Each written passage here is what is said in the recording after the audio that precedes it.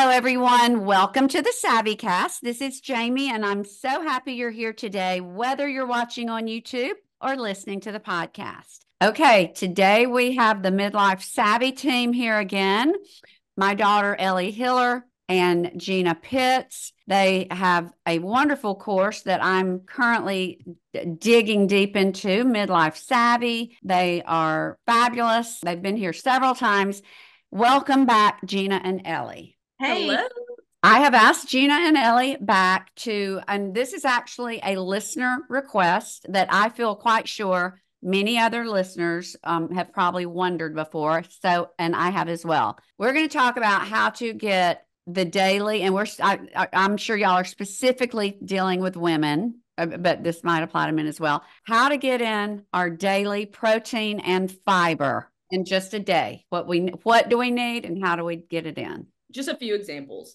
And I guess to start, let's kind of just define again, like amounts. It's going to vary based on the individual, but for all intents and purposes today, we're going to try to aim for about 25 grams of fiber at a minimum. If you're a female, that's about where you want to land. More would be great, but 25 grams is what we're going to kind of aim for. And then with protein, just keep in mind, you're looking for ideally like 70 or 80% of your ideal body weight in grams of protein. So take your ideal body weight, let's say it's 150, multiply that by 0.07 or 0.08, which is what I would prefer people do, 0.08. And if that gives you, 105 grams, that's your daily total protein target. Okay. So take your total weight, and I'll put this in the show notes, what you weigh times 0.08. Yeah, that's where I would recommend people start. It's just if you're barely eating any already, you could do 0.07, but. But somebody like those of us who try do 0.07. 0.7, 0.7. Oh, sorry. I got sorry. you. Yeah. Sorry, yes, 0.7. That was my fault. And that's how many grams of protein per day. That's something you definitely have to work at. So first of all, for someone who might be sitting there saying, why do we need 25 grams of fiber and this much protein? So really for protein, you want to think about protein being what actually builds muscle. So if you're someone who's an avid gym goer and you're crushing the strength training, but you're not replenishing with protein, it's not that your strength training is worthless, but you're really not building the muscle mass that you should be if you're not intaking your protein. So really muscle, Ellie had an amazing reel on Instagram about the importance of muscle mass and how it's really it's an expensive tissue to maintain. So if you're someone who has body composition goals, whether it's gaining muscle mass, losing weight, muscle is really the main way we get there. And so if you're not consuming adequate protein, it's really difficult to get to that goal. And then fiber is so important. There's a lot of emerging research in terms of overall health, but really gut health, which we know is central to almost everything else. And so if we're not intaking adequate fiber, we're really kind of sacrificing longevity and also bone health, heart health, and brain health. And so really it all goes back to maintaining muscle mass, maintaining overall health. And then if weight loss is a goal, it also helps manage satiety. So protein helps keep us feeling full for longer, and same thing with fiber. So really, they're just the two kind of big buckets that we like to focus on to start out with, because most people tend to neglect these two things, right? Carbs and fat are very easy to come by in our modern food environment, and protein and fiber can be a bit more difficult, which is why we're having this podcast. It's hard to get to those goals that really we start to see benefit with. That's wonderful. Thank you. That's very helpful. Okay. Well, girls. Last thing before we dive into our daily, my recommendation for anyone that really wants to improve fiber and protein, please try a week of food tracking. I'm not saying you got to do it forever, but if you don't have a target and you don't know where you fall on that target, it's really hard to know if you're improving. What's the best food tracker? MyFitnessPal? I want to do that, and I was going to ask you that anyway. I want to track. And I know I've done FitnessPal, and I thought it was pretty easy, but what do y'all recommend? Chronometer is one. I know Dr. Mary Claire Haber really likes Chronometer. MyFitnessPal is great as well. You just need a free version, just something for a week so you can put your food in and see, whoa, I'm only getting 5 grams of fiber. I have a long way to go. Or, whoa, I'm only getting 30 grams of protein. And then once you start making these changes, you'll see, okay, I'm only about 10 grams away. Awesome. So it's just helpful to have that data and then set the tracker aside. You don't have to have it forever. Or you can just keep a food diary, write it down, and then, at the end of the day, take some rough totals. All right. Well, tell us how to do it. I would say the first thing you'd want to do is once you have your daily goal is to divide that into smaller goals throughout the day. Just like if you had a water goal, you wouldn't say, I'm just going to chug it all at one time. You want to break that up throughout the day. So if your total goal is 100 grams by the end of the day and you know you eat 3 meals, you would want roughly 33 grams at every meal. So start with your total and then divide it up throughout your day based on how many times you typically eat. And so for me, I typically do 3 normal size meals and then 1 snack. And so my breakfast, I work out usually after I eat breakfast. So this is not a meal that's typically super high in fiber. And not that everyone needs to stress out about this, but that's the one time of the day where you'd want to avoid having large amounts of fiber because it takes a long time to digest. And so when you're working out, that's not what you want to prioritize. I tend to start my day with a bowl of oatmeal, which does have some fiber in it. And then I'll usually do 2 eggs and like a half a cup of egg whites mixed in there to give me extra protein. So I love the whole egg, but if I had 5 whole eggs, I would be really overdoing it for my total fat content. And so I do 2 whole eggs and then a half a cup of egg whites to get me to my protein goal for my breakfast. And then oats also have about 5 grams of protein in them. So not a ton, but still kind of tweaks me to my goal. And sometimes I'll put some peanut butter on top of my oats or almond butter for some extra flavor because I just do plain oats. And that also has a little bit. So those small amounts really do add up throughout the day. So if I have 5 grams from my oats and then 5 grams from my peanut butter, that's 10 grams that I would have missed out on if I was only tracking my eggs for my protein. Keep in mind, eggs have about 6 grams of protein per egg, just so y'all know for context. 6 grams of protein, 6 grams of fat. My breakfast, I like to eat breakfast and then I work out, but I have a little bit of time between. So my breakfast, I like to keep a little bit higher fat than higher carb. I just feel better that way. So what I do is I'll do 2 whole eggs. I'll do a slice of sourdough toast with half of an avocado spread on top. So, and then I'll do like an everything bagel sprinkle on top of that avocado toast, and I'll like put my eggs on top of the toast. So, that is like my whole food breakfast, but then I will also make a smoothie because like Gina alluded to, I'm not going to get enough protein through 2 eggs. So that's 12 grams of protein and I'm shooting for 30 to 40. So what I'll do is I'll do a scoop and a half, sometimes 2 scoops of protein powder. I'll mix it with my non-dairy milk because I can't have dairy. If I need a little bit more carbs because I'm about to go work out, I'll do half of a banana or a little bit of berries. And there is nothing wrong with like drinking a smoothie with a meal like that. You know, people think a smoothie has to be a meal replacement, but if it's just protein powder and, you know, a little bit of berries or even some spinach, I love putting spinach in my smoothies to get some greens that I don't have to chew and you can't taste them. Mm-hmm. And that just helps boost your protein up. Could you also, and keep all this, but add like a slice or 2 of Canadian bacon to get your protein? 100%. I love that. Canadian bacon, I think, if I recall, has 5 grams of protein per slice. Okay.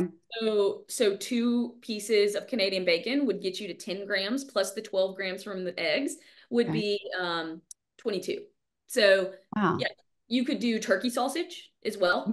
Chicken sausage, Applegate is a great brand. So that's a good question. Like what substitutes could you put in if you didn't want a smoothie? And then for a lot of women, you know, the Canadian bacon with the eggs, you're right there at that protein goal. Maybe you add like some sugar-free Greek yogurt and then you're like well over what you need, right? You can even eat half a cup of Greek yogurt and eat the rest later. Like you don't have to eat the whole cup if you don't want it. If you only need 8 more grams, just do a little dollop and make a little parfait, right?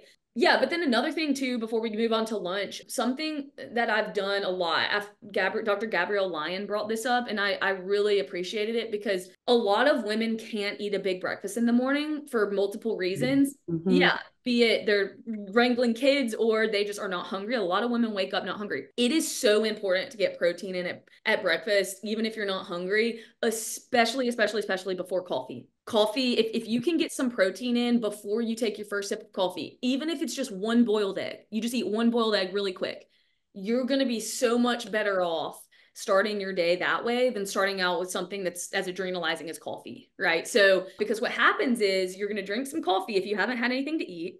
you're not going to be hungry again. Like typically people can drink coffee and kind of stave off hunger for a few hours. And what a lot of women do is they're like, oh, sweet, I'm not hungry until lunch. I'm just going to sip on coffee all day. And then I'm going to eat, at 1 o'clock once the hunger starts showing up again. That wreaks havoc on your hormones. Your adrenals are working overtime because you have this spike of cortisol in the morning. You're not giving your body any sustenance. Even if you're not working out, you're busy doing things, but your body has no fuel to run on. And so it's a stress response. And from a hormonal perspective, that's really, really bad. I wake up not a lick hungry. And I do AG1 in the morning. So that satiates me. But then coffee, and I did that this morning, and I want to know if this is okay. With my coffee, I put, let's see, Truvani sent me some collagen and 1 scoop collagen protein, 20 grams of protein. So that was my coffee, but it had 20 grams. And I was like, I still was not hungry, but I drank that. Is that okay for those of us who really do not get hungry until like 11 or 12? Did you say it was collagen? It was collagen. And like, you can get the vital proteins or ancient. This was Truvani, and it is collagen peptides, but it has 20 grams of protein. My recommendation would be to choose a plant-based or a whey. That is, Truvani's plant-based. Oh, so it's not just collagen. It's a protein that has collagen peptides. I'll go get the package if you want. Yeah, we can. So if it, just keep in mind, like, if it's a single source of collagen only, I would recommend that you either do a blend of whey and collagen, or whey plant-based, or whatever. You want some type of protein with the full amino acid profile, is my point, which is plant or whey.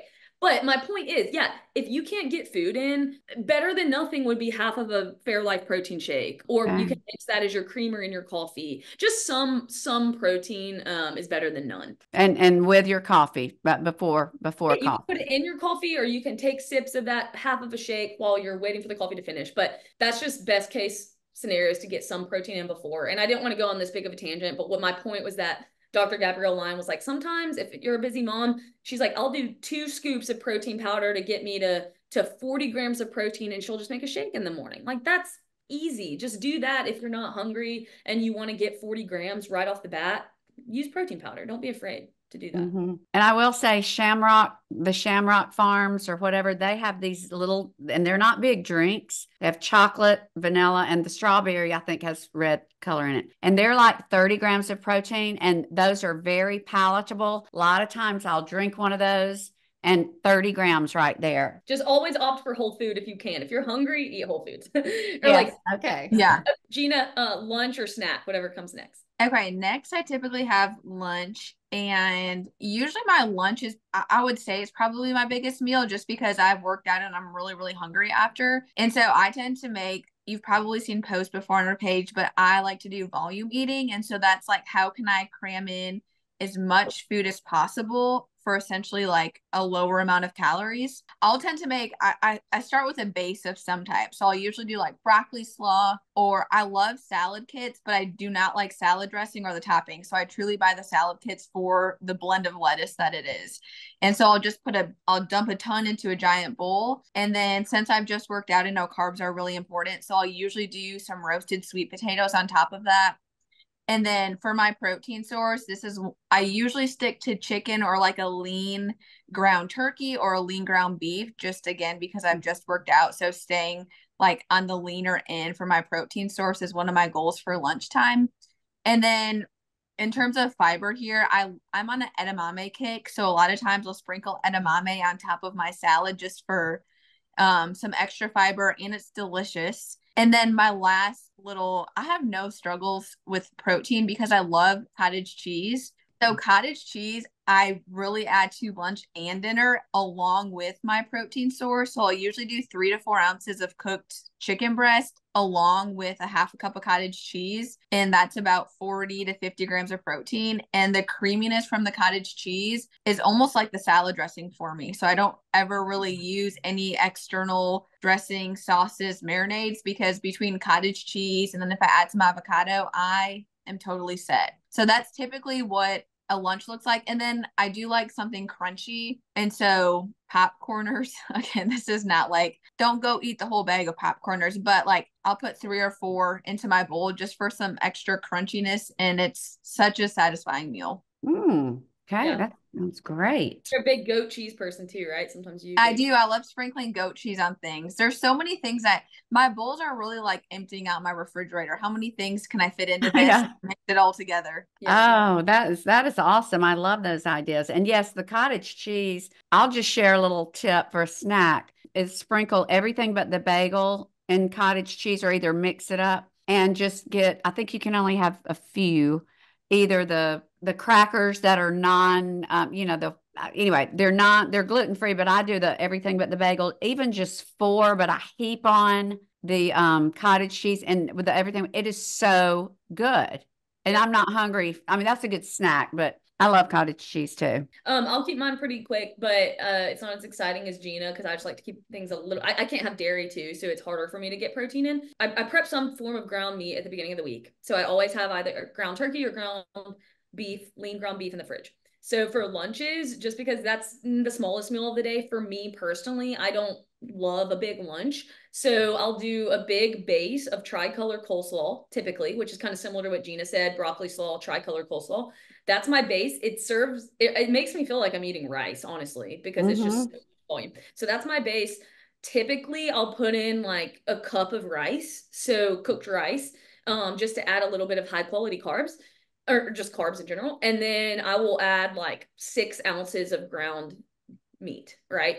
Mix it all up in a bowl. And then what I do similar to Gina, I just think sauces can be really tough sometimes to find a really good quality option. There are out there, but what I use is I use an avocado as kind of like my dressing. So I'll do half of an avocado, you mix it all together and it incorporates it all together, makes it creamy, and you're getting a lot of fiber from the avocado. And then it's just loaded with really other amazing nutrients as well. Avocado is like a power food. So sometimes if I have like potatoes, I'll put potatoes in there. And if I'm not doing rice in my bowl, like the tricolor coleslaw serves as kind of like the crunch.